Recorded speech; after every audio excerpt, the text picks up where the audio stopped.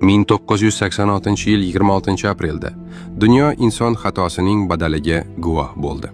Tungi soat 1:23 da Chernobil atom elektr stansiyasining 4-reaktori ichida xavfsizlik sinovi dahshatli tarzda barbod bo'ldi. Bir necha soniya ichida reaktor kichik yadro bombasining kuchi bilan portladi. Pripyat uzra tungi osmon moviy yog'du bilan yorishdi. Radiatsiya shu qadar kuchli ediki, u hatto havoning o'zini ionlashtirdi. O't o'chiruvchilar to'g'ridan to'g'ri ko'rinmas o'limga qadam qo'yayotganliklarini bilmagan holda voqea joyiga shoshilishdi. Ularning terilari kuydi, a'zolari eridi, lekin ular olov bilan kurashishda davom etdilar.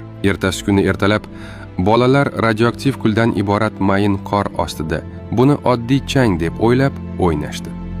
Sovet hukumati haqiqatni tan olgan vaqtda zarar allaqachon yetkazib bo'lingan edi.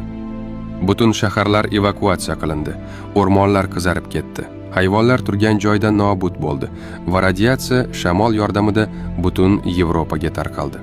Chernobil fojiasi shunchaki portlash emas, balki bugungi kungacha aks-sado berib turadigan ogohlantirish edi.